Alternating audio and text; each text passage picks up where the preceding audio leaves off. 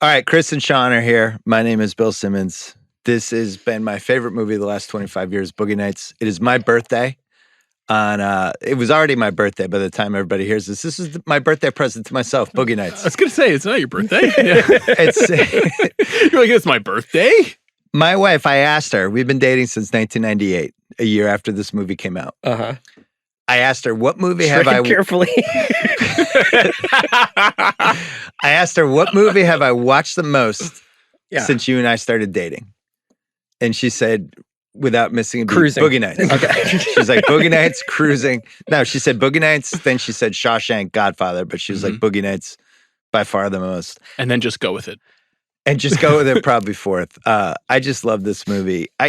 This is my first note. The 73-minute stretch. It's 73 minutes exactly. Eddie has the fight with his mom, and he shows up at Jack's house. It's at the 28-minute mark of this movie. From there, right all the way through, when he sings "Feel the Heat" with Reed, it's my favorite stretch of any movie, probably ever, but definitely in the last 25 years. So I'm starting there. Sean, what's your favorite thing about this movie? It's the funniest, scariest, saddest movie of the last 25 years. Never had those three things stitched together as perfectly as they are here. You know, this movie still makes me laugh so hard. Yeah. And I've seen it, I don't know, 55, 65 times. I mean, it's really in the upper echelon. If you price in its cable run and it's like omnipresence in our lives for like 20 years where you're just like, yeah, it's Boogie Nights is just on while I'm doing this. The Michael Penn score that was on the DVD menu screen was basically the soundtrack of every night of my life in college. Every night I would fall asleep watching this movie. So it's still funny and it's still sad. It's really What about sad. you, Chris? No movie makes me feel better and no movie makes me feel worse. And no movie makes me feel more young and no movie makes me feel more old. Like when you watch this, you know, Anderson has talked about, PTA talked about how it was important to him that the characters only change like 1 degree or 2 in the movie. Like he's like the myth of that we're going to go through this profound change is like, that's not actually how it works. But the viewer goes through this incredible journey. Like you feel exhausted when this movie is over. Do you remember seeing it in the theater? No, I don't. I don't really remember, like in the late 90s, it was just kind of like, it wasn't as like, I'm waiting like for Friday for when this comes out. Like I think I was just in college and it just became a part of my life. I couldn't really pinpoint the day I saw it. I did see it in theaters. I saw it sort of like a month or two after the release. But I was 15. And so I didn't have the same level of awareness of like, this is coming in the way that I assume that you did. I saw it in Boston, Massachusetts at the theater that's near the Tower Records with my friend Jen Morris from college. And we were super excited about it. It had all these people I liked. And there was incredible buzz for PTA as a filmmaker, for the film itself. And we went. I just had the best time. Was that the movie theater that was sort of over it was by like, Copley? Like, yeah. That's where I saw The Matrix. Yeah. We had the best time. And when he pulled out his dick at the end, it was like, bravo! He just fucking landed the plane. It was like, we'd heard rumors that it might come out, but this was 97. It was early internet. And they were still pretty good about keeping secrets. And just that ending and everything about it and the way it ends with the ELO, and it's just like, oh my God. And we just kind of stumbled out. And I was like, I know that movie's going to be in my life. But then I've talked about this before. I had the illegal cable box that my roommate Richard got from Big Al, and then he moved out, left the cable box. And this was on a pay-per-view channel, I think for like 3 straight months. And I was doing my website, I was bartending, and it was just on. It was like what you talked about in college. It was just on every day. So I got to know all the scenes, all the lines, and then it went on the HBO run for what it felt like was like 3 years. It just felt like it was on every night at like 11 o'clock at night. You know what I was thinking about? There was like a bunch of bars that Sean and I would go to, specifically library, but like there were plenty of places where they would have TVs, but it wouldn't be sports, it would be movies. And sometimes you go in and be like a Bruce Lee movie or whatever. But Boogie Nights was like one of those movies where you'd like look up and be like, oh, even though this is on mute, I'm just going to watch We just stopped talking. Yeah. We just start watching the movie on mute. I mean, it's transfixing. It's so exciting. There'd never been a movie quite like it. And especially from, at this point, the cable side, just being able to dive into different parts and be like, oh, cool, he just showed up at Jack's house. I know what I'm doing for the next hour. Put it on at any time. And then the DVD thing was really important with this. The DVD market was pretty new at that point. And this one came out and was immediately like the best DVD anyone's ever made. It had deleted scenes. It had footage. The deleted scenes were good. It had Paul Thomas Anderson just talking over the movie, over the deleted scenes, explaining why he cut stuff. And we did something at Grantland with House. We did like my 20 favorite Boogie Nights characters. We did a pod during PTA week. And House, I listened to it to make sure we didn't overlap with anything. And House was saying he would come up, we would go out drinking, and he would come up, we would go back to my apartment at like 2:00, and we would just put on from when like when he shows up at Jack's house. We would just watch that for an hour and laugh our asses off. I did that We'd last watch night. the deleted scenes. I was like, I should rewatch it one more time, like just to see. And then like I was like, well, I'm gonna start it as he's walking into the party at Jack's house. I only skipped one part. I watched it 3 times this week. I only skipped one part on my third watch, which was when things really start to fall apart. When we get in the back of the limousine with the roller girl, cross cut, when it's like the grimmest it is. I'm like, I don't think I need this a third time in 5 days. But otherwise, everything else I wanted to see again. Yeah, these characters, my wife always has that thing about these characters that become your friends, like the 90210 characters, the OC characters, these TV shows. But the Boogie Nights people, I think that's, to me, the legacy of this movie is just how many characters I like. Like there's like 20 characters that they're not even in the movie that much, and you just have a feel for them. So go into the PTI history, like the Altman influence and the stuff like that. Yeah, I mean, the elevator pitch on the movie is so good. It's like if Martin Scorsese and Robert Altman had a baby with a 12-inch dick. Like it's just so, like, how exciting is that as a concept? He's a kid from the San Fernando Valley who spent his entire youth desperately wanting to make movies. And he's the son of Ernie Anderson, who's a famous voiceover artist and TV host. The Love Boat. Guy who was the voice of ABC for many years. And so he's like a Hollywood kid, but also on the outskirts of Hollywood because he lived in the Valley, which is this sort of like quasi-disreputable, quasi-suburban experience, which he later renders in Licorice Pizza. And Magnolia. Yeah. And Magnolia. And, this is the setting of a lot of his movies.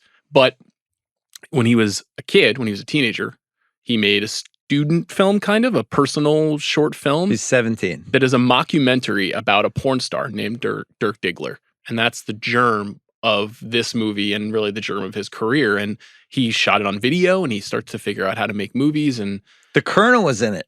The Colonel was in it. Robert The Colonel Ridgely plays Jack Horner. Yeah. Yes. Bob Ridgely. And the guy who goes and sees Buck about the stereo in the beginning is the guy who plays Dirk, right? Yeah. And there's a lot of like, if you've ever seen that movie, he does port over some stuff, but he's also completely reimagined. Yeah, isn't that more like Spinal Tap? Kind of like... Very much. Okay. Very much so. And it's also like, it's pretty crude. It's not like so thrilling, but you can see that he has a real sense of humor.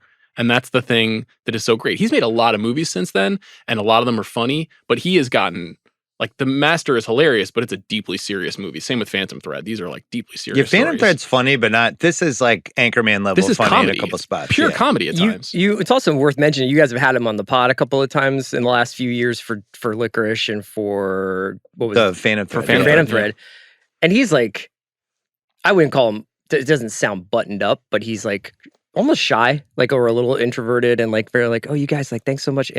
He's gotten more mysterious the older he's gotten, which is usually the opposite. If you listen to him on the director's commentary of this movie, it's like true, like, enfant terrible, badass, like, I know that I have all 5 tools and I'm pretty into like what I made here. Like, and the confidence is what I really think about when I think about this movie. Is just like, imagine opening a movie. It's your second movie. The first one is well regarded, but is certainly not a box office hit by any means.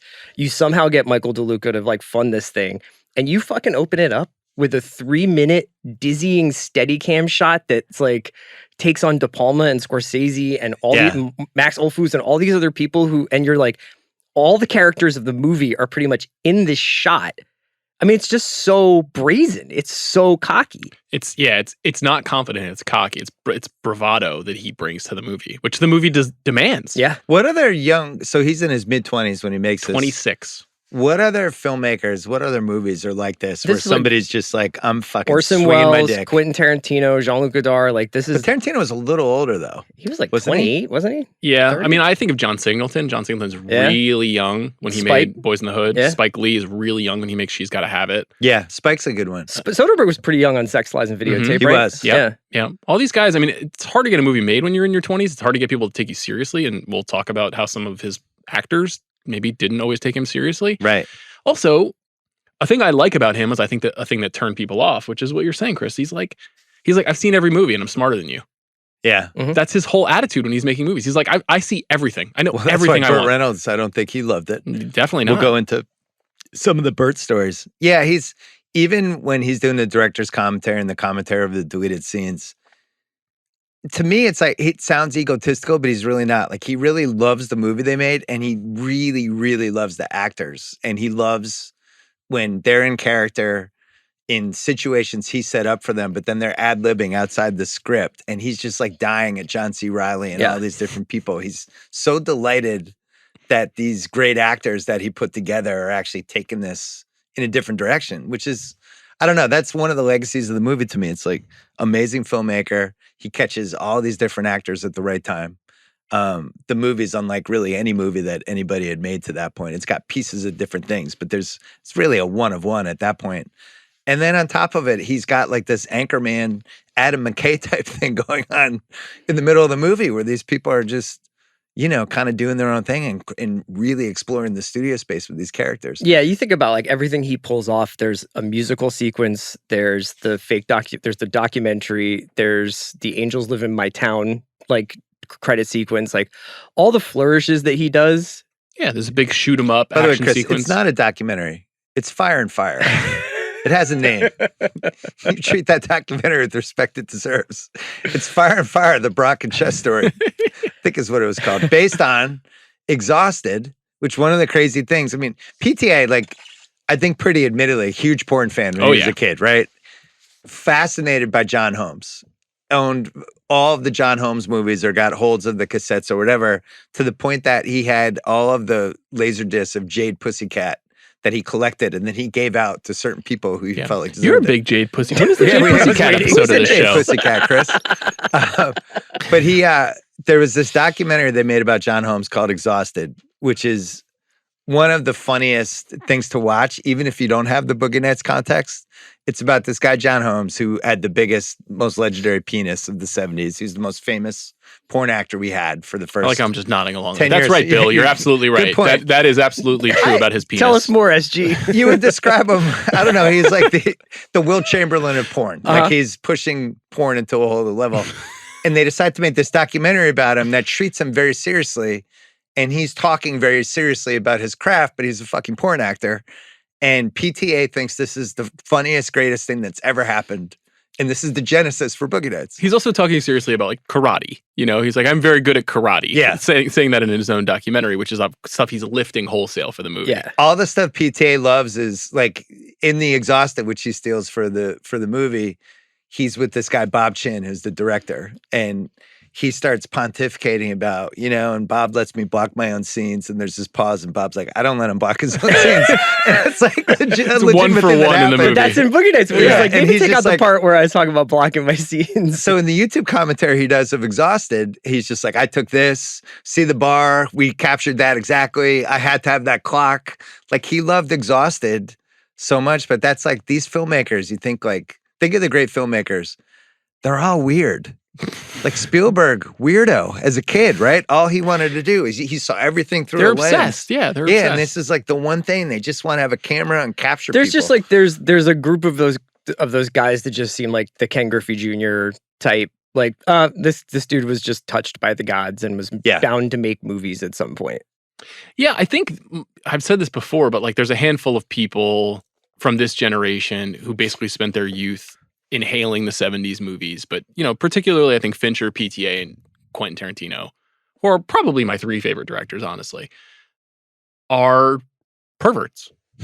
They're perverted. They're like self-admitted perverts. Yeah, they know a lot about porn. They know a lot about extremely violent movies. They know a lot about what's like kind of underneath the surface of people's desires. Underbelly. Yes. Yeah.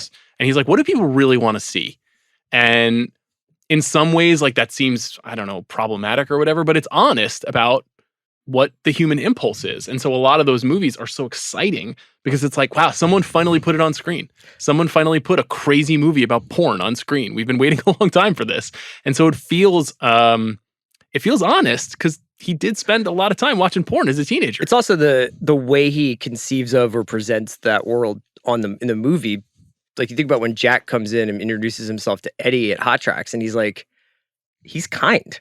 Like, he's a really sweet guy. Like, yet you could view that as like this corrupting influence on Eddie's life. But How old are you, Eddie? I got my papers.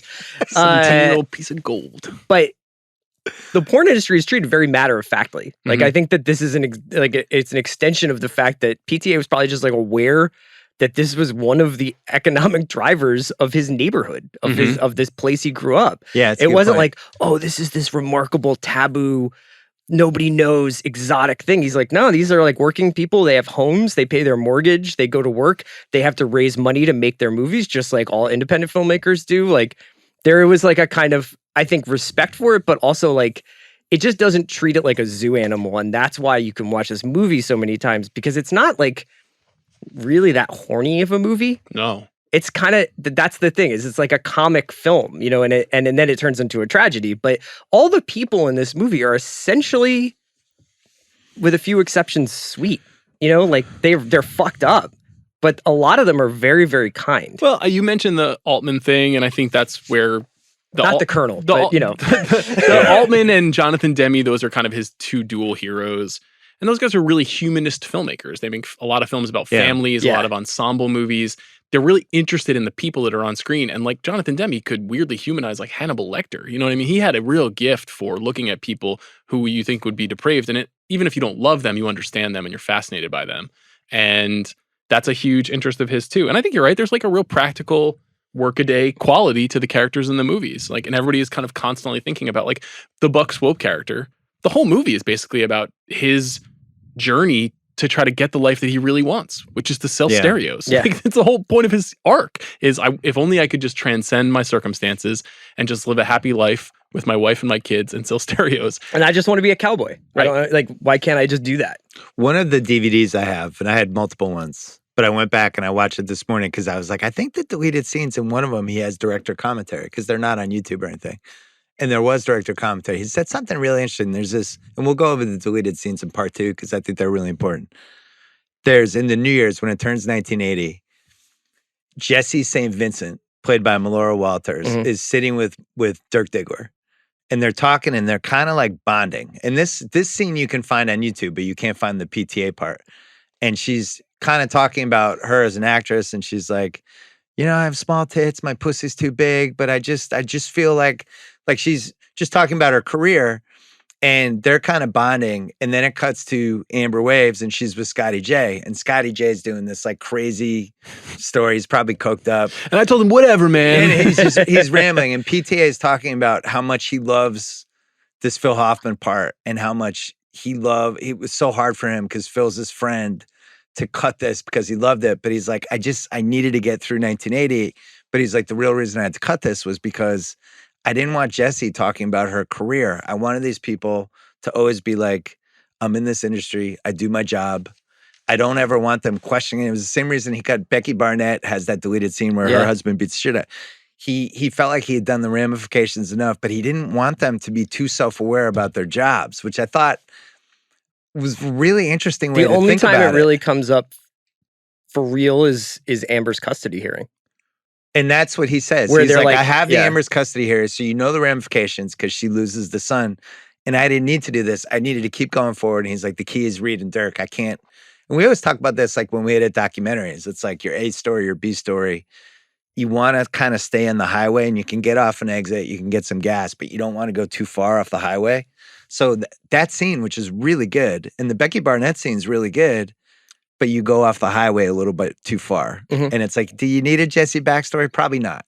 I would argue that you do need that Becky scene, and we can talk about that a little later when we talk about it. I agree with you. I do too. And I think it's a really well done sequence in the movie, but that's kind of neither here nor there. The thing that's interesting about that is that a lot of the notes that he was getting from the studio when he was making the movie was all about how he needed to narrow the story to Dirk and Jack. That this story is about Dirk and Jack. And that PTA's response to that was, this is a story about a family. And all the members of the family matter. And certainly Dirk and Jack are at the center of the story, and Reed and Dirk's partnership takes over in the second half of the movie. But if you don't see the tableau, if you don't see everything that happens in the frame of this house and these people's lives, you're not really getting the point of what I'm trying to say, which is like these people really came together for this period in time to make something together, to make an industry, to make movies, to make friendships and family and babies and all these other things. And that is really what matters in the telling of the story. It's why the movie works. I mean, if the movie was just cool porn star, porn director, and their psychotic relationship, that would be good, but that would feel too much like a Scorsese ripoff. Mm-hmm. This is something different.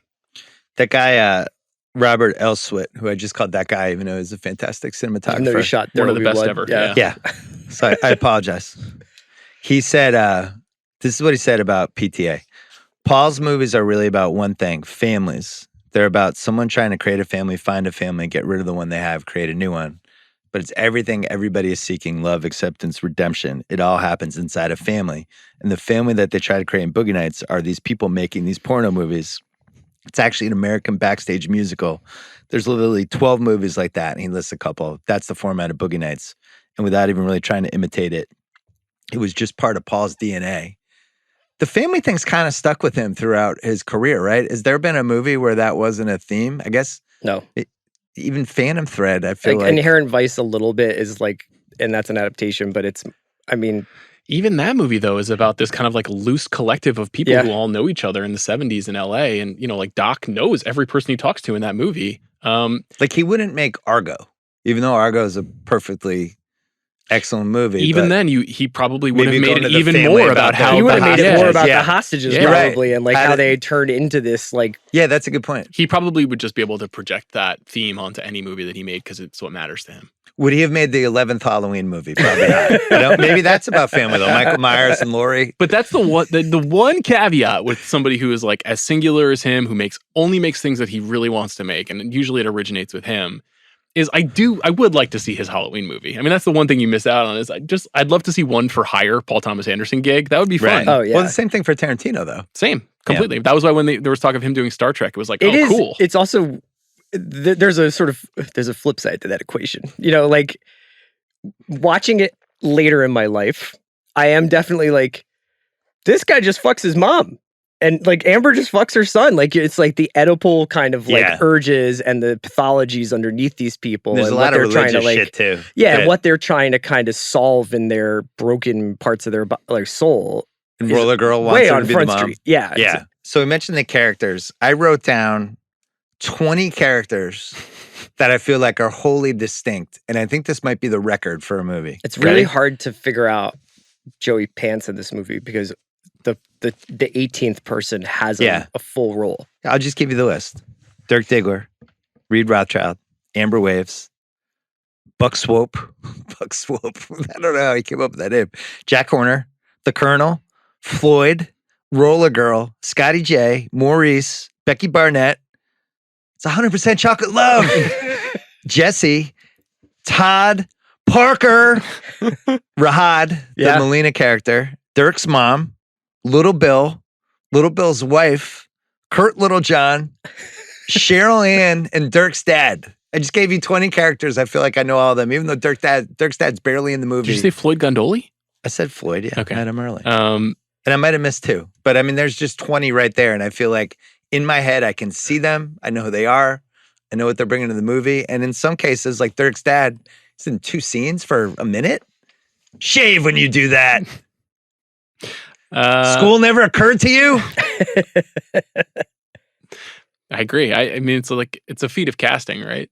I mean, 2/3 of these people, maybe we'd seen once or twice in movies before.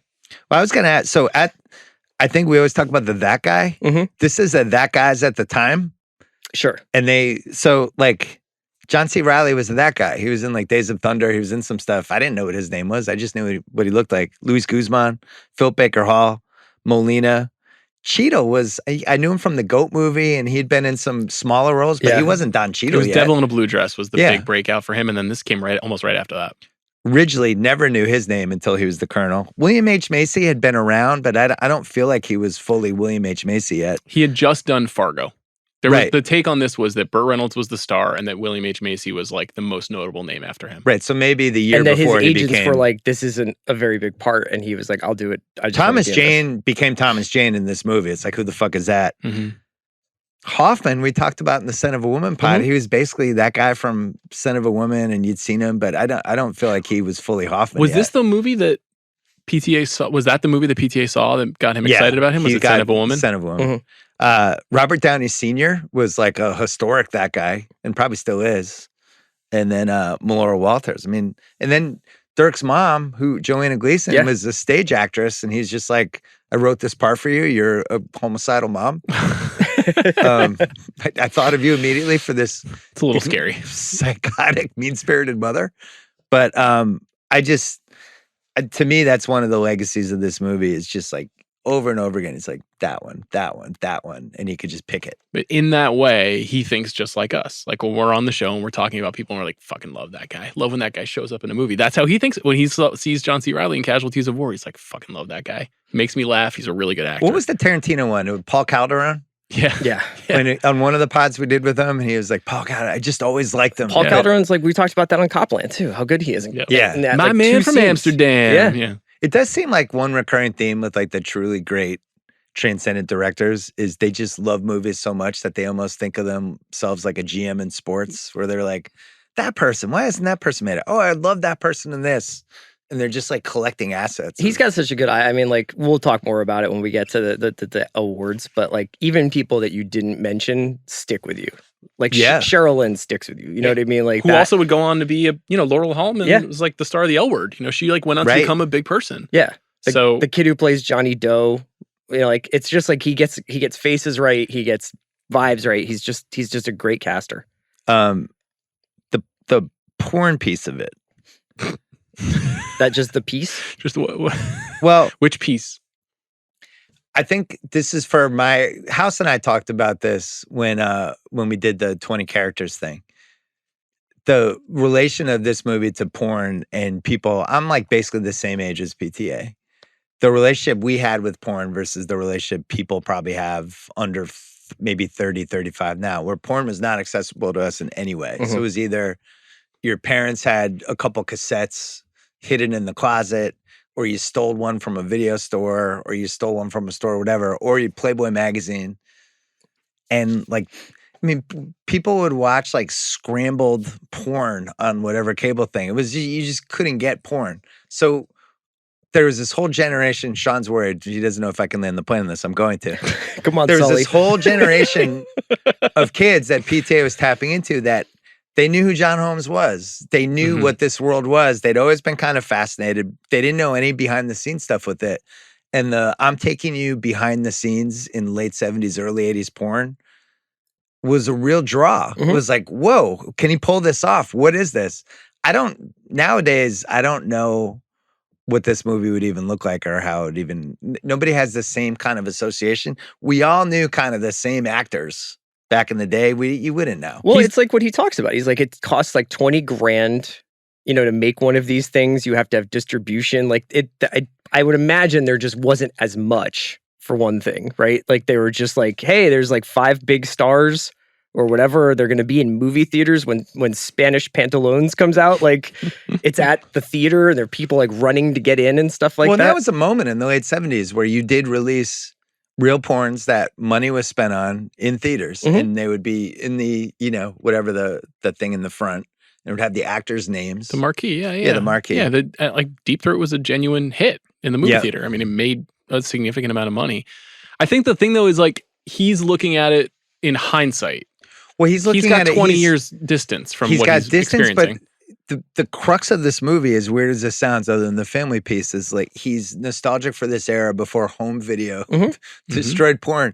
And he dives into it the same way like The Godfather is about like family and the mafia's relationship but it's to like, capitalism and all this stuff. It's like an apt metaphor for how he views the movie-going experience too. You know, he loves being in movie theaters. He watches stuff on home video. I was cracking up watching Floyd basically like talk. You could change out the Floyd Jack scene and make it like streaming TV. You know what I mean? Yeah, it's like Christopher Nolan talking to HBO Max in 2021. That's what that conversation is. Right. So you have Jack, he takes Dirk to the diner with Roller Girl and Amber, and he's explaining to him his theory on porn, right? And he's like, basically it's how do I keep them in the theater after they come? When they're covered in their little joy juice. But they just want to know how the story ends. You just got to sit in it. And He's really passionate about Yeah. it. It's not like bullshit. He's like, this is the thing that's driving him. I know people want to jack off to my movies, but how do I get them to care about the story? Then it circles back with the big scene with Floyd, which is like the crux of the movie, where Floyd's like, you're holding on too tight, Jack. And home video is the future. These 4 weird looking kids I brought to your party, they're the future. People just want to see people fucking on film. And Jack's like, he just can't believe this is going this way. Wait, I'm a real filmmaker. Think about how sad he looks walking through the video warehouse. Oh, God.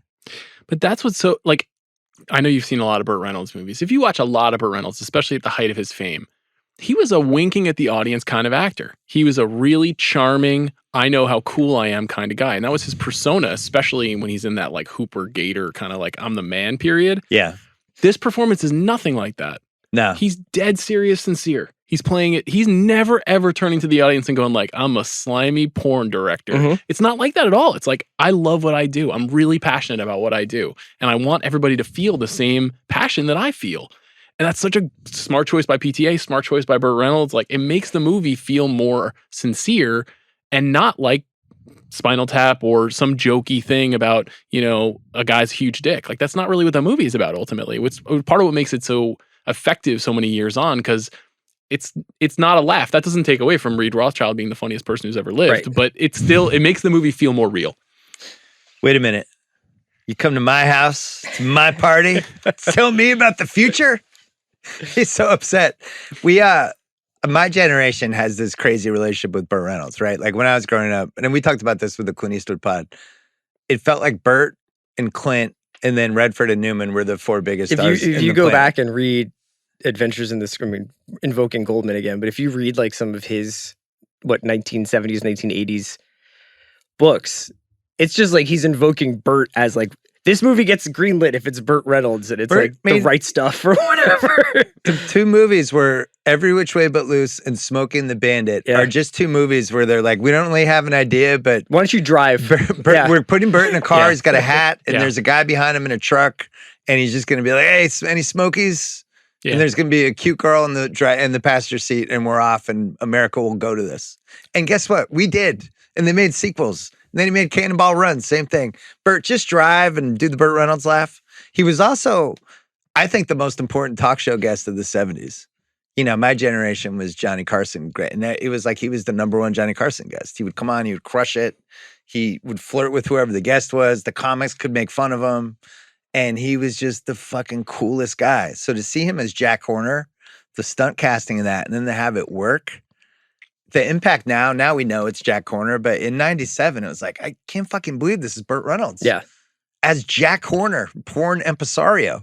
So this is kind of in the Evening Shade era. Like, had he been after Evening Shade, yeah. Like, had he been in a movie in that period in the mid 90s when he was doing Evening Shade? We can go through it. So I enjoyed Evening Shade, by the way. He moves to that show, yeah. He shifts to TV late 80s. He's in BL Striker. Mm-hmm. Didn't make it. Evening Shade, 5 years. That goes off the air. Striptease, 96, where he plays, what was the guy's name? Huey Long?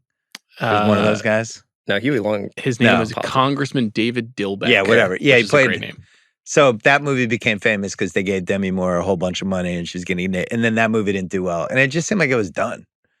And then this movie revived his career, but he hated it and he was promoted and honestly cost himself, I think, an Oscar. Oh, for sure. No question.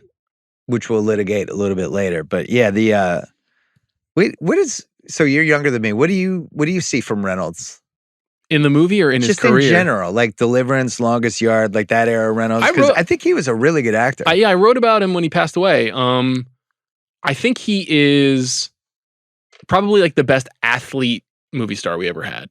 Like he really, especially in his best movies, you just mentioned a couple of them, Longest Yard and Deliverance, he's basically playing an athlete in both of those movies. And he's utterly believable. He has that same kind of like, it pains me to say this, but that same kind of like Tom Brady, like winning, like you can't beat me quality to him, the charisma. Yeah. And little Brad Pittish, right? I've said Brad Pitt's probably the closest. But you would never believe that Brad Pitt would be the quarterback in a prison football movie. Like he's too pretty. Yeah. Like Burt Reynolds is rough and tumble. He and seems he like the walked kind of with, like, guy a who gait that would was, go to jail. I mean, like in a weird way. And like you could tell, like he had knee surgery when he was 22, and you could tell. You know, like he seemed like a man. He went to Florida State. Yeah. Yeah, he could be the quarterback of a prison team. He could fight off a bunch of rapists in the Appalachian, whatever, in Deliverance. But he could also be a divorced guy in a rom-com. Yeah. And he could also be in Smoking the Bandit. He also, there's nobody like him, though. He was really underrated because a lot of his most interesting choices were not successful, but they were cool choices. Like he made movies with Peter Bogdanovich in the 70s that failed, but were really interesting. Like he tried to make a musical with Peter Bogdanovich. Yeah. It was a huge flop, but he wasn't just the Smoking the Bandit guy. No, he made The End was an interesting one, too, The where he Don tries DeLuise to movie. kill himself. Didn't totally work, but it was, I don't know, I kind of like it. Yeah, he was more thoughtful than he got on, but it's funny to read all the press about this movie because by the time we get to 1997, he's like, I'm fucking Burt Reynolds, man. You will treat me with respect. It's interesting how some of these people age, right? Like Newman, when he hits a point where he's too old to kind of be Paul Newman anymore, he really retreats. And then all the movie choices he makes, basically from late 80s on, are like older guy parts. You don't know a lot about him. They're very precise. He's just living in Connecticut. He's doing his salad dressing for charity. He's racing some cars, but we don't know a lot about him. Burt seemed like he had the hardest time giving up being a celebrity. Yeah, but then like these people all have they all have expenses, you know. So they're just, some of them do shit, you know, and some of them. 2014 he auctioned off basically everything. I mean, the Smoking the Bandit car, the Longest Yard football helmet, all kinds of stuff. And I have a lot of regrets about not buying the Longest Yard helmet. Was he going to do the Dern part in Once Upon a Time in Hollywood? He was. And Tarantino talks about spending time with him and doing the table read with him for that movie. And you could tell that he had changed a lot from 1997 to 2017. That he became much more contemplative and much more reflective about his career and what he had done. But I think you're right. I think he just had a hard time giving up being the man. Wasn't he doing same for basically Stallone right now. public speaking where he would go and be like story time with Burt Reynolds, and he would just if he did, I would have loved to have seen it I because thought he he had was so doing many good stuff like stories. that because that's what Tarantino says. Like he would just go up to Reynolds and start asking him about like early 60s cowboy shows, and Burt Reynolds would be like, "Oh, that was a great director," you know, and this guy did this. Yeah. He also, this was the last movie where he was still pretty handsome. He's probably like 61 at this point. He does Driven, I think, like 2 years later. And he's got the plastic surgery face. And that's like one of those movies where it looks like he's wearing a Burt Reynolds mask. Sly had done whatever he started to do. He's got like the Sly Stallone mask on. Well, his hair and his beard and as The Jack are toupee so thing never- perfect. yeah, But it is. in this movie, it's the only time where you're like, if that guy's wearing a wig, it's actually okay because this guy would wear a wig. Yeah, and it's, you know, and this is based at least physically on a specific. Well, remember porn director, Tarantino, right? his theory on this was that it was supposed to be Gerard Damiano. Damiano. Yeah. And He's got a that's why very the hair funny was take like on that. that he did on the Ringer pod that he did. Oh, well, we can do it now. He loved this movie. The one thing that made him mad was if this was based on Damiano, who was like a real director, he was like, there's no way that guy would have made the piece of shit of Brock Lander's Oral Majesty 7. Like, he's like, he's a real director. Yeah. That wasn't happening. Well, he so wouldn't funny. have looked at the dailies of it and been like, this is my best work. Yeah. You mentioned the soundtrack when we were talking the other day, the best recreate the actual time period soundtrack. It's this or Dazed and Confused. Dazed and Confused is easier because it's one day. This is going from 77 to 84. And It's this or Goodfellas. yeah, every choice. There's two, Goodfellas is a good one too. Yeah, But that's even a Goodfellas longer actually, period. the thing that I love about Boogie Nights is that you could almost imagine the music in this movie being diegetic, meaning like it would be playing at the party. that's the point that I was making. The soundtrack that captures the moment that they're in. You would imagine all of the characters are listening to these songs. Yeah. Like Goodfellas is really cool, but there's there are like moments where Hendrix it's like playing when you're like, I don't know if Jimmy listens to Hendrix. Exactly. You know, like Exactly. You don't think Jimmy Conway was cracking out? The musical fusion is really great, but in this movie, every single song is a song that would be playing at Jack's house. Yeah. Yeah. And, Or at Hot Tracks or whatever. Right, yeah. or at the club. Yeah, the soundtrack. I've seen this movie so many times that I made a Boogie Nights playlist once and just put it in order, and I felt like I could You nailed have it. it on outside and it'd just be like the movie was on, even though the movie wasn't on. It moves so distinctly from one song to the other in a way that you just instantly know where you are in the movie. Mm. And almost every choice is great. Even like Spill the Wine, which is a song that I never really loved that much, but how it's used at Jack Horner's house. And the girl jumping in right as it kicks up into the pool. And it's just like, man. And he wanted these songs to the point that, what was the ELO story? Jeff Lynne? Mm-hmm. He brings him to a screening to try to convince him to let him use that last song. Living thing, yeah. And he's sitting there watching him, and the screening ends, and Dirk pulls out his dick, and then it ends, and the song kicks in, and Jeff Lynne raises his arms like, yes! And he's like, cool, I get to have that song. But yeah, he really cared about this stuff. The music, I guess, I'm trying to think of what other PTA movies. I don't know if he's ever used a soundtrack like this again, right? No, I mean, Inherent Vice has a wonderful soundtrack. He got starts to Greenwood get scores. more into scoring with Johnny Greenwood. And, and John Bryan even, yeah. Yeah, he has John Bryan and Punch Drunk Love. He's much more precise. Like, you get that song from Popeye and Punch Drunk Love that becomes like the theme of the film. In Phantom Thread, it's almost all. I think it's almost all score. Licorice Pizza is that's true. Is very similar true. to this. It's the first time in a while that he goes with kind of a jukebox. But it's approach. like with Licorice, there's almost this like probably to challenge himself, like some obscurity. You know, like it's the Paul McCartney song it's a great song, but it's not like this movie is Paul hits. McCartney. Yes. This is Best of My Love. And when Best of My Love plays in this movie, you're like, oh yeah, this is probably one of the great pop songs written, like in the last 50 years. Such a happy, great way to start a movie too. I forgot to mention during the porn part, PTA admitted that he interviewed Gerard Damiano, and he said, quote, he was the best of the hardcore directors. He went through a period of believing he could make art films about sex. Home video came along in 1979 and destroyed that illusion. That's such a crazy thing to make a movie opus about, and yet he did. He takes this one kernel and he's like, this feels like a movie, and it becomes basically Goodfellas or The Godfather for that one little tiny idea. That's also an interesting way of thinking about why this movie makes sense as not just like a entertainment comedy, that it's a really sophisticated drama. Is, you know, that period in the 70s where not just Deep Throat, but like I Am Curious, Yellow, and like there were a series of films that were ostensibly introduced to audiences. Even Summer with Monica, the Bergman movie, were like introduced to audiences as kind of soft porn. Yeah, they were sophisticated foreign films, but they were soft porn too. They were full of naked people. Don't Look Now. Right. Yeah. And the controversy Don't Look around Now. that movie. Yeah. Last Tango in Paris. And so there was this like collision of, it wasn't like Porn Now where it's like CR goes home and he fires up Pornhub. You know what I mean? Like, it's not like that. CR. It was still. CR's like Philly Special, typing it in, see what's coming up. That is the name of your directorial debut That's right. in the porn world. He was a Damiano guy. CR. Was Doug Peterson, though, is the question. Maybe. You could still make the case that there was like an art house quality to it. And so in a way, Paul Thomas Anderson, as an aspiring young cinephile and as an aspiring young porn addict, was like, these two things make sense together. Yeah. Well, there's that weird, the brilliance of this movie is the 70s, 80s changeover. And this idea that Floyd has this awareness that like, people aren't here to see your lighting. They're not here to see your stories. They're not here to see Chet and Brock. They're here to watch people fuck. You know, and like they want it now in their homes. They want it like that kind of like changeover from it being like, let's Trojan horse some sex into this cop movie or into this like Downton Abbey story is now gone. Like, it's just like, let's just have these people screw in a car.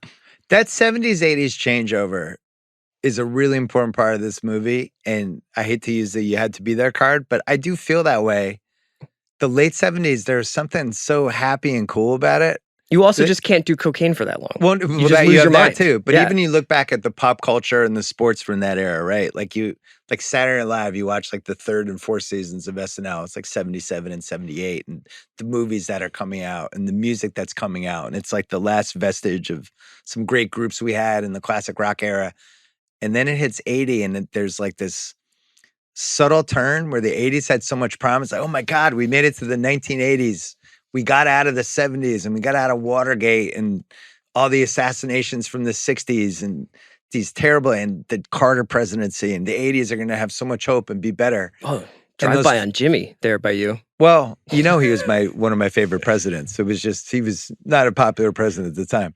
But we got to 80, and even like the music turns, it gets darker. You can watch it. Like some of the Saturday Night Lives are on Peacock. Even the feel of the Saturday Night Live on the set, it's just like this darker, grimier. Coke's really starting to come in. And I don't know. Even as a little kid, you could feel like there was a happiness thing. And then it kind of ramps back up around 84. I think you're right.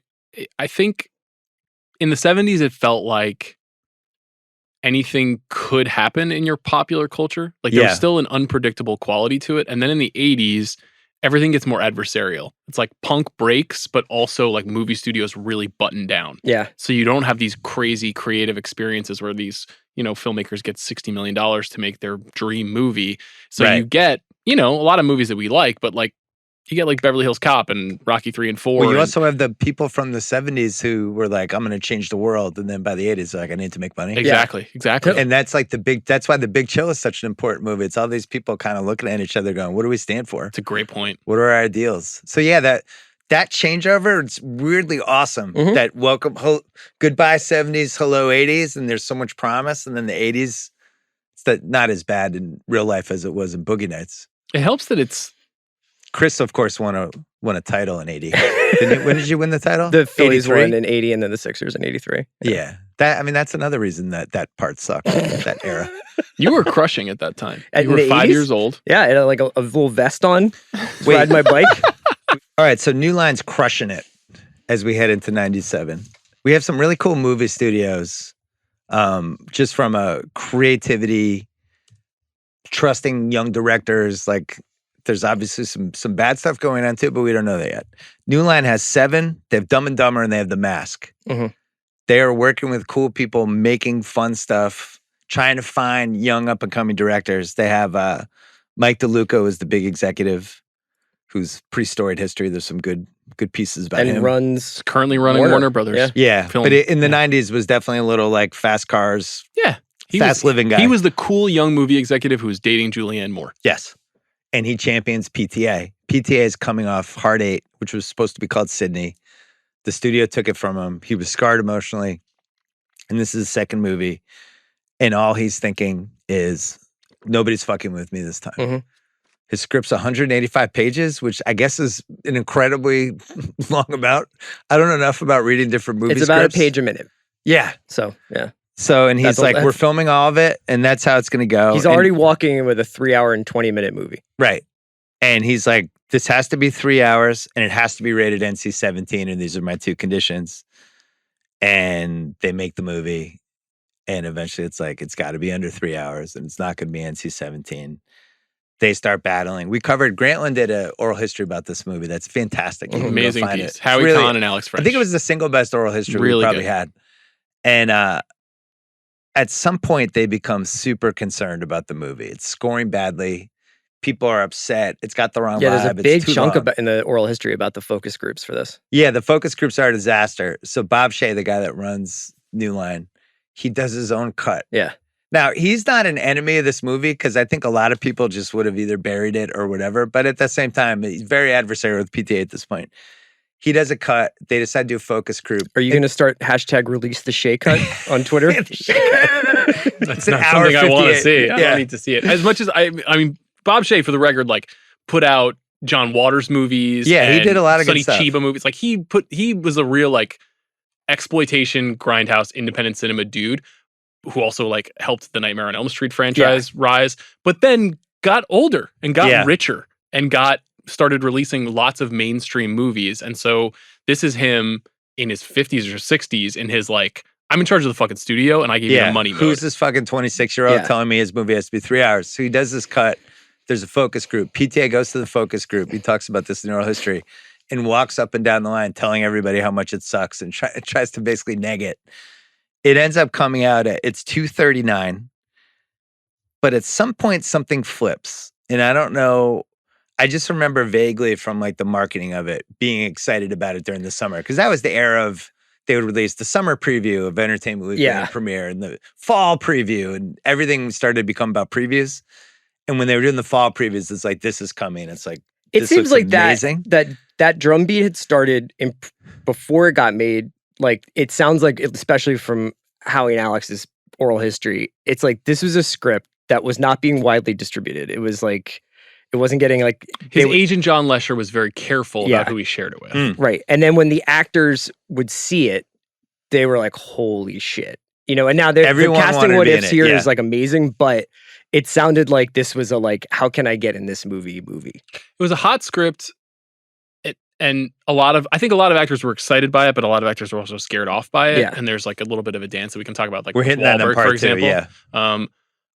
Too, For me, from my vantage point as a kid, the thing that did it for me was the trailer. I think it's like one of the all-time greatest trailers ever. That was on my list. The moment, like a minute and a half into the trailer, when Mama Told Me Not to Come hits and the Corvette pulls out of the garage, I was like, holy fuck. When is this movie? This is all that I care about. And he's famed for this. I mean, he has the best trailers. He cuts his own trailers. They are the he most has exciting. the best trailers because this trailer works so well. I think he realized how important the trailer is. I mean, I enjoy watching this trailer to this day. I've seen this movie 55 times. He's notorious for putting sometimes footage that isn't in the movie in his trailers. Like he really treats it like it's own art form. That was my relationship with it too. I don't know when I saw that it was at some point in that summer, or, I don't know, August, whatever. You probably saw Austin Powers and they played it. Yeah, and the trailer comes on, and within 90 seconds, you're like, I will run over somebody on my way to the theater to see this in the theater. I cannot wait for this to come out. They crushed it.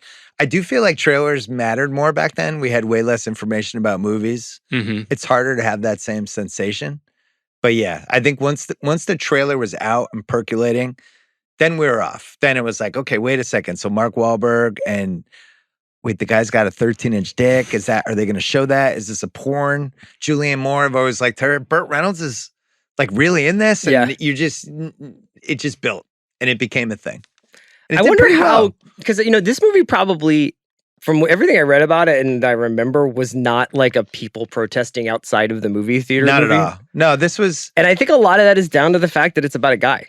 I mean, I think it's. I was going to ask. I wanted to talk about this. I think that ultimately the thing that saves this movie's skin, if this is a movie about Melora Walters' character or Roller Girl, like, I don't know. I mean, it just isn't the same film. You know what I mean? It's much more tragic, right? It's completely by design, right? Because he talks a lot about how there are two huge influences on this movie. One is Exhausted, which you talked about. Yeah. The other is this segment on A Current Affair about Shauna Grant. Yeah. Who is a porn star who died. And killed herself. He talks about it and he says it's obviously this really tragic tale and it's very sad. It's literally a girl who like gets on a bus in Iowa and comes to California to find stardom, and suddenly she's in porn. And then she eventually kills herself. But he says that he's like, there was in this very twisted way something kind of funny about this segment of A Current Affair. But he never could have made a movie about Shauna Grant. A porn actress who commits suicide. It just basically would have been Roller Girl killing herself at the end of this movie. And it would have been so much darker, so much less fun. Like, we're talking about this movie because we think it's so fun to watch. So it's a very calculated decision on his part. I think there's one other piece to this, though, and there wasn't protesting anything like that. There was just genuine excitement for it. I just think this was an amazing era for movies. And it starts really with Reservoir Dogs. But Pulp Fiction is when it officially starts. But 94, 95, all these directors that are coming up, even people like Kevin Smith, like Chasing Amy, I wanted to see that the first night it came out. Definitely. But I just feel like this movie moved into that group where it's like, oh my God, we always compare movies to basketball in this pod, but it was like one of those things where we had all these great stars and it's like, oh my God, we have now we have Giannis. It's just, this is essentially like the question at the center of the pod that Sean does, but it's like they made this movie for $25 million, right? And it's like, I know why they don't do it. I know what the return on investment calculations are, but when you read about like the Russo brothers spending $400 million on a piece of shit action movie, you are kind of like, why? Why are you guys doing this? Like, is there a Boogie Nights out there for $30 million? I'm more worried that there's not a Paul Thomas Anderson like that. That might have been the last crazy era of directors. Well, and when you read about what the set was like, I don't know that you could do a set like this anymore, right? Well, you definitely couldn't do the thing where they all went to porn sets and watched them shoot a porno. Some of it is that opportunity cost and that return on investment that you're talking about. Some of it is that, maybe this generation of filmmakers isn't necessarily interested in telling these stories. Mostly, I think it's just because studios just know they can make more money on bigger movies. Yeah. So, like this whole film, think about the amount of time that this took up for Bob Shaye. Bob Shaye spent a lot of time working on this movie. He ran the studio. Yeah, he would just be making The Comet. Yeah. Yeah, exactly. He would have just been making a huge movie, which, if it works, is meaningful to the share price of the corporation that owns his movie studio. It wasn't like that in 1997. The business was, it was still big business. And they had home video. Right. There were multiple different ways to make money. You could tell me it could go one of two ways. either there's this whole new generation of Spielbergs coming up because we have the ability now. We have this incredible technology and equipment.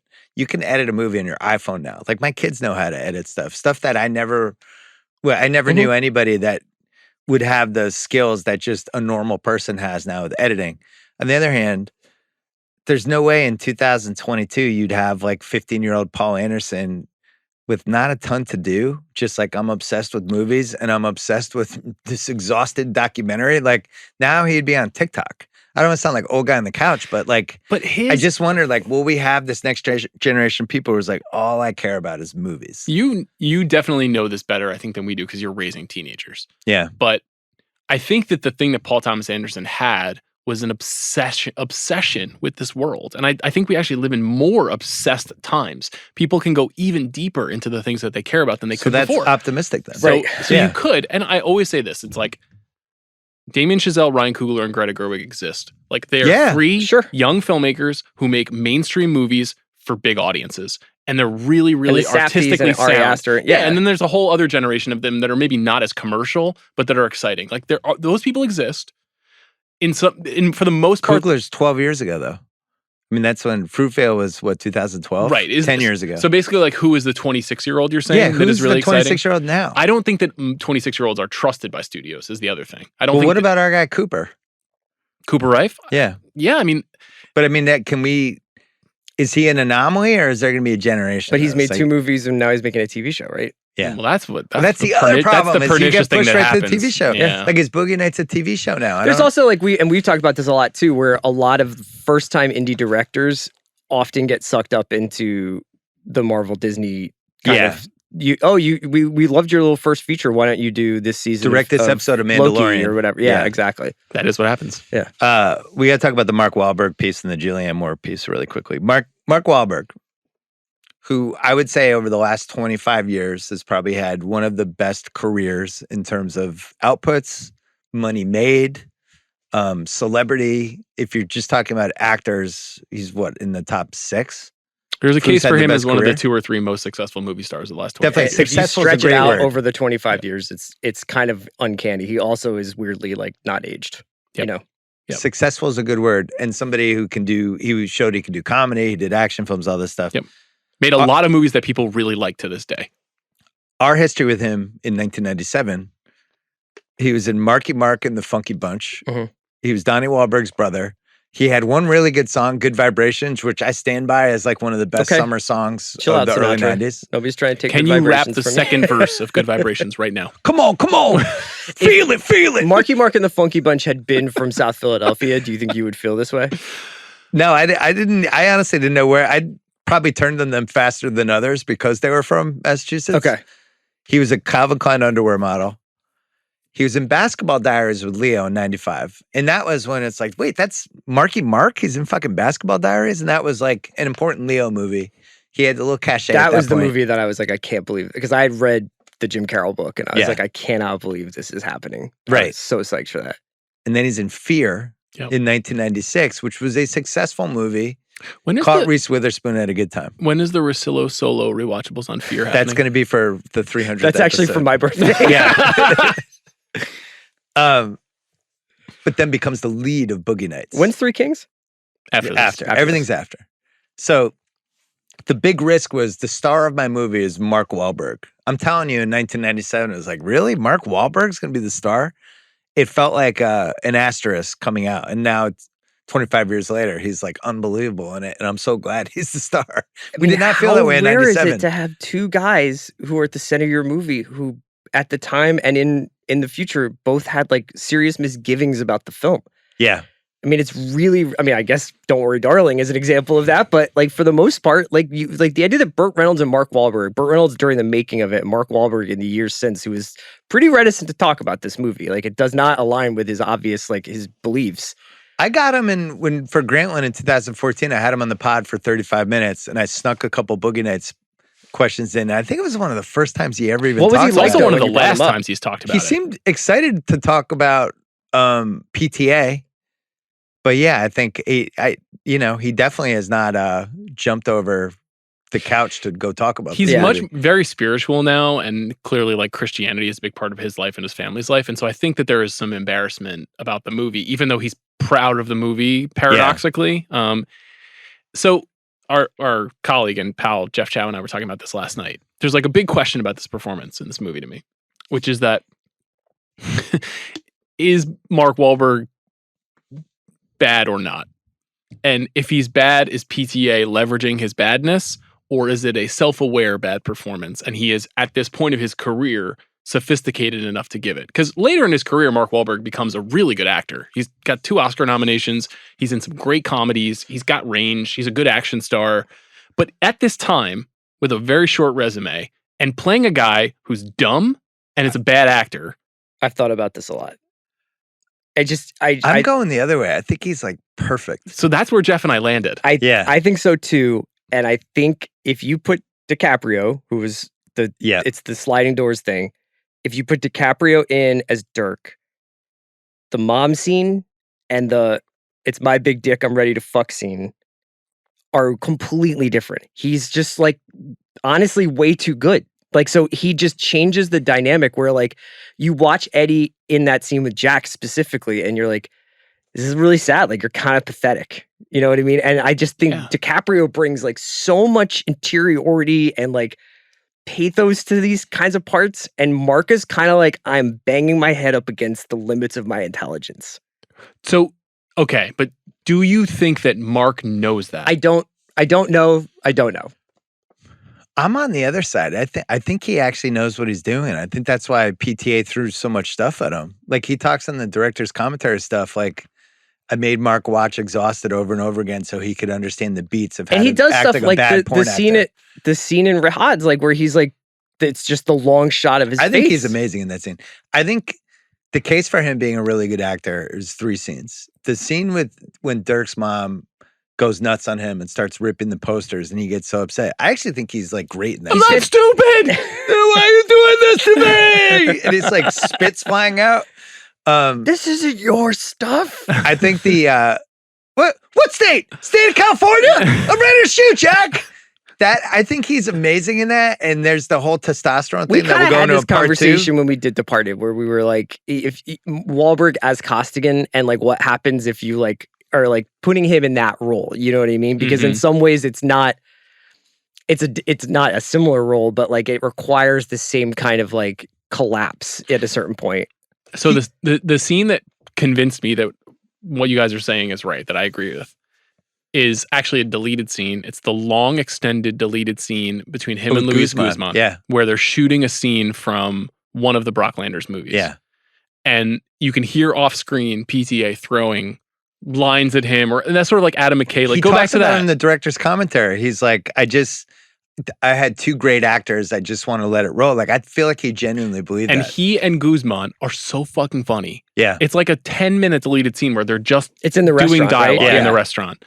And Wahlberg is genius at it. He's so good at the comic timing of that scene that you're like, oh, he's really good. Because you're seeing him like cut and go to the next take and do his process of acting, which we never see that. Yeah. He does another thing too, where he's so wide-eyed, innocent, and whatever in the first 40 minutes of the movie, but there's still that side of him where it's like, this guy's sizing me up. I wonder if he wants 5 or 10. Like, he's still a hustler. If he plays both of those sides, I think really nice. But then as his life starts escalating and he becomes like kind of ego, that's my dojo. And like, he hits that, and then as he starts to become like cokey and suspicious, and he meets Johnny Doe, and he's like, who's this? Like, he becomes like Wahlberg from Fear.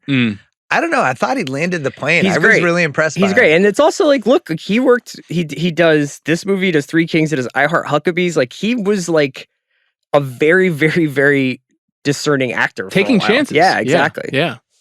All right. So we settled that. Julianne More, who first came on the scene for me in Hand That Rocks the Cradle, where it was like, who's this lady? She's great. And then she's in Shortcuts. She's naked from the waist down in this one scene. Yep. I love Shortcuts, as Carver was like my favorite short story person. And I just love that movie. So and especially her. Yeah. And it was like, this person's going to be a major, major star. And then the next couple, she's in 9 Months with Hugh Grant, but it's right after he has what was it, like the hooker in Hollywood Boulevard? Yeah. And it kind of sabotaged that movie. She was in Assassins. She was in a Jurassic Park sequel. All of a sudden it's 97 and it hasn't happened for her yet. I just watched that Jurassic Park the other night. It was on. Yeah, she's doing fine, but it hasn't happened yet. And PTI, he files away out of probably Shortcuts would have been. I think also probably Safe, the Todd Haynes movie, which is about a woman who thinks that she has something physically wrong with her, but she doesn't know what it is, which is a very upsetting movie to watch in a post-COVID world. Right. But that's a pretty small scale It was an movie. indie Sundance movie, but it's well respected. really critically acclaimed. She was like a known quantity though. Yeah. But she wasn't a who star. she is now. Yeah. Right. She wasn't one of the best actors of her generation. And he puts a ton of thought on Amber Waves, and he studies these different porn actresses like Annette Haven, all these different people, like that there's this kind of, they're good actors, they're a little detached, they look like they've kind of been in the porn scene maybe a year too long. Veronica Hart. There's a sadness to them. Yeah, well, she's playing like a compilation of a bunch of, I think, actors from that era where it's like there's a dignity to them, but there's a sadness, like what's going on with these people. And that's how Amber Waves comes out. I have some Amber Waves character questions we'll get into later. The performance is great. Yeah. And it was no surprise. It was like, is she going to win an Oscar someday? And you would have bet after the movie. She was nominated for this movie. The only actor nominated for the movie. No, and Reynolds. Oh, sorry. You're right. And Reynolds. Right. Only actress. It's a really hard part. Like it really is. The like what she has to communicate, the like motherly quality that she has. The coke scenes are like really high tension. The Oedipal stuff that you were talking about, Chris. And she's beautiful. You have to be a good director. Like, she's not like that's right. She's not like Roller Girl either. Like a lot of those porn actresses that you're talking about, they did have kind of like they were weathered quality. Yeah, weathered and attainable. Yeah. And I don't know. I mean, the scene with her and the first sex scene with her and Dirk is like mind-blowingly good, bad acting. You have to think about how many layers of what they're doing is, like where they're convincingly in that movie, but also convincingly on a porn set, but also convincingly in a PTA movie. It's like, well, PTA says he was so important to him because, again, he was a lunatic, that the bad porn acting was also believably bad and not like Saturday Night Live bad. And it was like, who could be the best realistic bad porn actor? And he was like, Julianne More won. Fucking scene she was the best one. Kills me. That's so good. The setup for that scene is so fucking funny. He's like, I've just got back from Vietnam. It's like, why is this the plot? I think you have the job, but I want to check one more thing. Oh my God. She takes off. And then, the Heather Graham piece of this. Heather Graham's, she's in 6 Degrees of Separation. That was like her who's this moment. She's in Swingers, crushes it. Swingers, I still feel like it took like 2 years to really become Swingers. Mm-hmm. It wasn't she looks like different a in Swingers right too. Away. Yeah, she looks younger. Her hair is darker, and I think Drugstore Cowboy is the one that PTA saw. I think he saw her. She's like the dead girl in Drugstore Cowboy. Yeah, and she's really good in that movie, and she's really young and has that incredibly expressive face. She becomes a phenomenon after this movie. I mean, she basically gets the Austin Powers movie. I think she becomes one of the defining, babes of the 90s. During an era of like Maxim is happening and all of these different, we're moving into some weirder era. The internet's kicking in and she's like the queen of it for a couple years, but good in this movie, like a really good acting performance. The idea of just like fucking Roller Girl, I don't even know how you come up with that. Like my lead actress is going to always be on roller skates. She never takes them off. Just everything about it. I don't even know who else could have played Roller Girl. I mean, it's the kind of part like Scarlett Johansson would have been like in 2003. Yes, I'm taking that. But it's just right part, right person, right time. And she's one of the reasons this movie immediately took off. Yeah, and that's one of the performances in the movie where it's like when you're watching her, it's funny. It's like I don't ever think of it as Heather Graham. I always just think of it as Roller Girl. Like I'm never like outside of the movie with her. Yeah, you're right. It's almost like she was like born to play that part or something. There was at the time, what felt to me like a famous cover of Details magazine that she was on, where she was painted entirely gold and was naked. Was that after Austin Powers? I think it was between Austin Powers 2 and Boogie Nights, I think. And it was a trifold cover. So it was 3 parts and it was her whole body and she was laying down. And I bought that at the newsstand and ripped that cover off and put it up on my basement bedroom wall because I was 16 years old.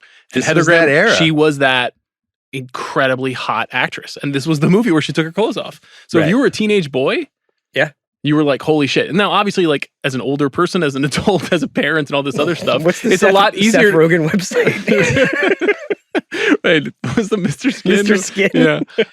This was that era. It was Jennifer Love Hewitt and Anna Kournikova, and it was just all bubbling chicks, at the magazines, same time. Yeah. But it was an industry. And PTA talks about this too. She's also just so happens to be a really, really good actress, especially in a part like this, where that combination of like innocence and anger and frustration and craziness, like she's perfect for that. She's the same throughout the movie, except for the limo scene. You know what really does it? It's actually, but there's another quick moment. It's this bubbly, almost caricature. And then the first time that she has sex with Dirk, she's like, don't fucking come in me. And it's like, oh God, this is so dark. Yes. Like, and it's like, I don't take my skates off. Yeah. The way she says it is so edgy. And it's like, it's aim it at her tits, Eddie. It's just, this movie's unbelievable. Well, the funniest part of that by far is Jack just sitting there comfortably while these 2 teenagers have sex. That's insane. Right. Yeah. 1977. No, it is insane. I mean, Eddie's 17. Roller girl, what is she, 19, 18? We see her in high school. I think she's probably 17. So that's maybe the craziest 18. thing. And Jack is what, 58, 60? Yeah. Philip Seymour Hoffman. Yeah. It feels like this got the momentum going for him too. Which, for almost anybody else playing Scotty J would have been the nothing part. And now, like, I'm a fucking idiot. By the way, when you talk about a nothing part, like, what is that part? It's like and he put so much thought into. And Hoffman was like, there's not a lot on the page. Like, but I'm going to try and figure it out. Dress me like a 14-year-old. I always want to look like I'm a little kid whose clothes don't quite fit. His funniest scene, I was going to do this in What Stage is Best, but we can do it now. Him in the background when Jack and Dirk go at it at the pool. And if you just watch that scene and just watch Philip Seymour Hoffman the whole time, he's unbelievable. And he's mortified. He's got his arms are crossed and he looks like this little kid who's watching his parents get divorced. He's having like a meltdown. But it reminded me when we did the Magnolia pod for Rewatchables 99 and he's in the background, Cruz is dying. Robards is dying with Cruz. And Cruz is having that great moment, and Hoffman's not even in the scene. Dude, can I tell you? And he's breaking down. It's such a good call. Nobody's better at that. The best thing about this movie and Magnolia is there are so many scenes where so much of the cast is in a shot or in a moment. Because, you usually think of like, oh, today Cheadle, it's a Cheadle day, so we're going to do a bunch of Don Cheadle scenes or whatever. It's like, no, these guys were all on the set. You can see them in the background of shots and like it's just an astonishing because that's what gives you the feeling like these people are actually like working and living the family thing. Yeah. So then it takes off for him after that. We had no doubts about Philip Seymour Hoffman after this movie. And PTA kind of like adopts him as his like inspiration. Yeah, I think they became legitimate friends. Very close. Very close. Yeah. I mean, Cooper was just his son was the star for him, Christmas basically. Pizza. Yeah. Because in that deleted, I mentioned it, but when he says he has to cut his scene, it's like if you had to cut a scene with Chris, which you do all the time, by the way. I don't know. People don't realize. I want more from Chris. I want to hear more Chris all the time. Cut CR. And then the John C. Reilly piece would be, I guess, the last big piece where he's now underrated in this movie, is my take on this. Oh, yeah. Yeah. He's so fucking funny. But I think he was properly rated for years and years, but then he's been in other stuff, right? Some people think of him as like a Step Brothers or, Walk Hard. Like he's been in so many things at this point that this performance, this is his best movie. And you think about what this movie would have been if, like, say, Thomas Jane had played Reed Rothschild. Right. And like the edge and weird, like the anger that might have been with Reed. And like this guy basically like immediately cedes the spotlight to Eddie and just becomes the Robin to his Batman for the rest of the movie. And it just feels like so kind and sweet. Yeah. And I was going to go Pip and Jordan, but Robin Batman's fine. Yeah. But he kind of was there's a perfect contrast of it in the movie, right? Because he kind of was Dirk before Dirk comes along. Even if he was like the second lead in movies, he was the star and Eddie was the new kid. People told him he looked like Han Solo. That's right. But then when Johnny Doe comes along, Dirk reacts like, fuck you, man. He doesn't invite him in the way that Reed invited him in. Yeah. And that is a testament to like how warm John C. Reilly is as an actor that he can pull that off. Plus, everything he says in the movie is funny. There's not a single line he has that isn't funny. That's impossible. How did he do that? Yeah, even when he's getting mad about that they took the tape. That's the funniest part. Yeah. He's like, you're using all this technical jargon, YP, MP. I don't understand this. I just need those tapes. Thanks a lot. Yeah, I did a mailbag early on for Page 2. This is like 20 years ago about who is the better sidekick, Reed Rothschild or Tubbs from Miami Vice. And they were just like great Colin Bill. It's like 1,100 words. I have categories. Could you write about the NFL maybe?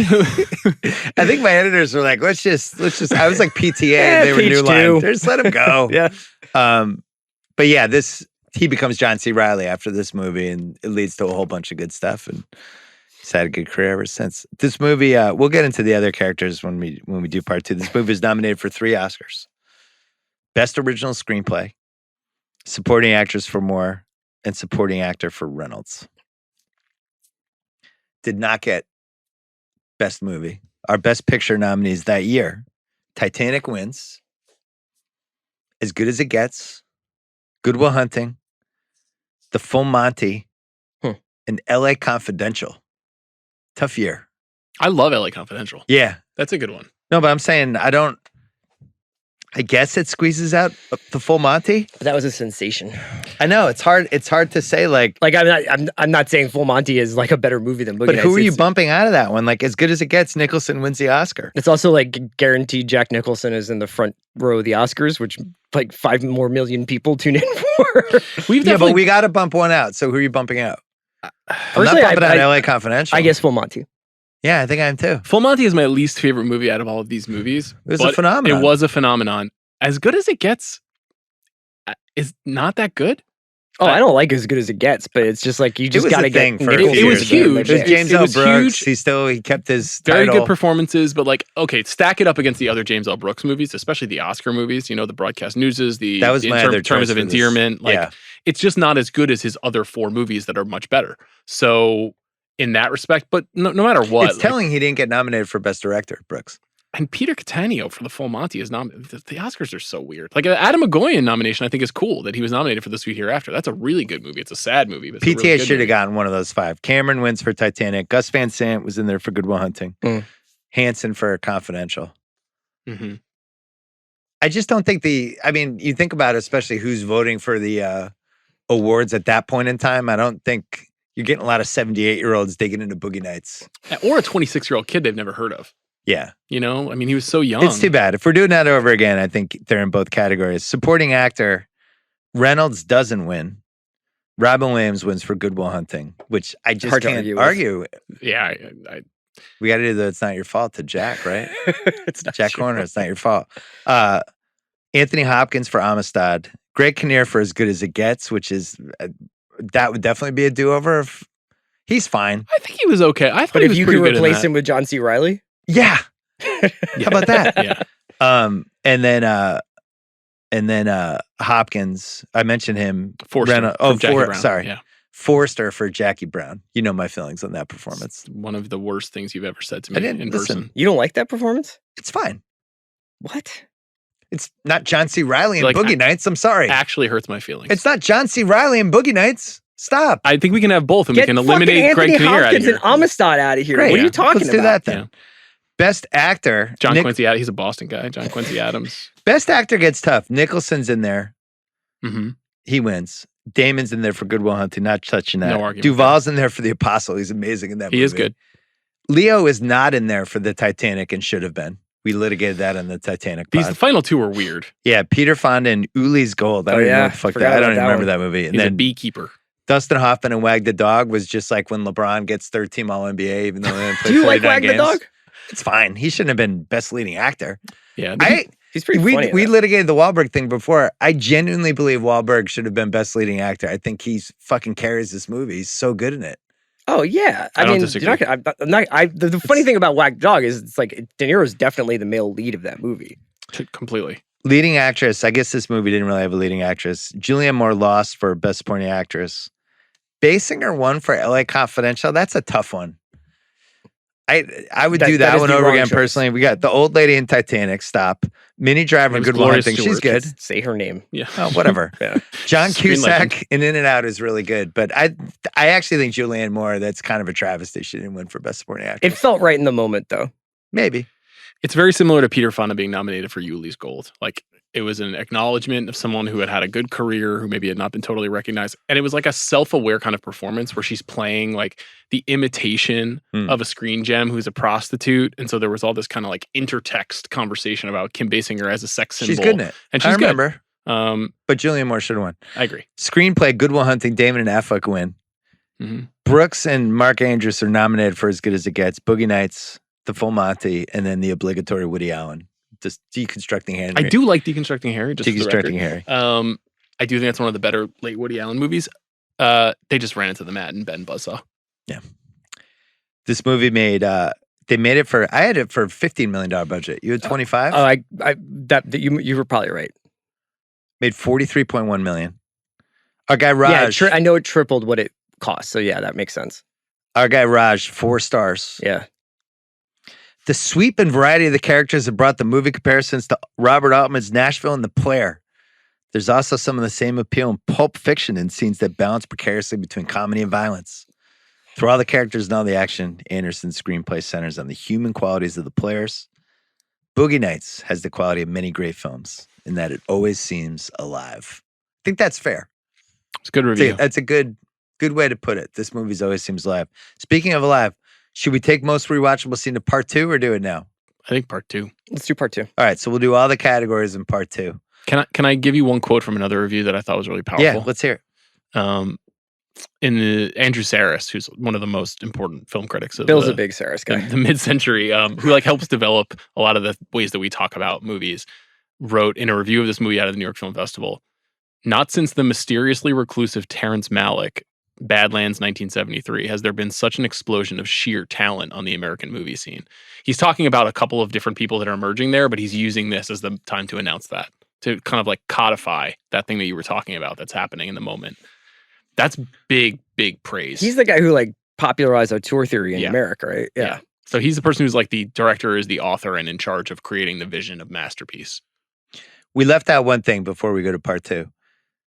And I should have done this sooner. How many lines popped out of this movie?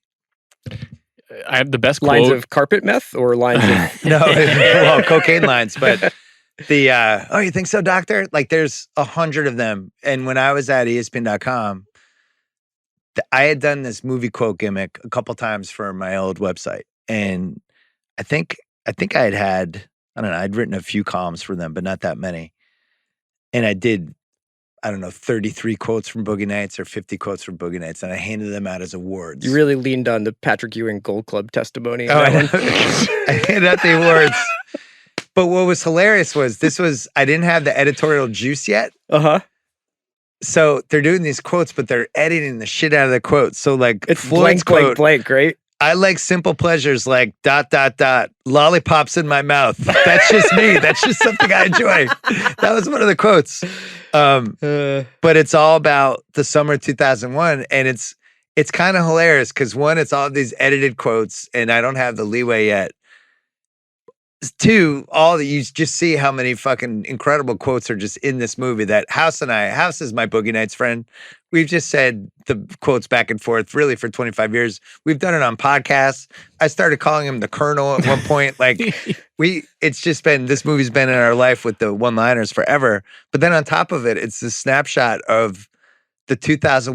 season. amazing. You're when like the GMs are all idiots. You have 4 Joe Smith categories.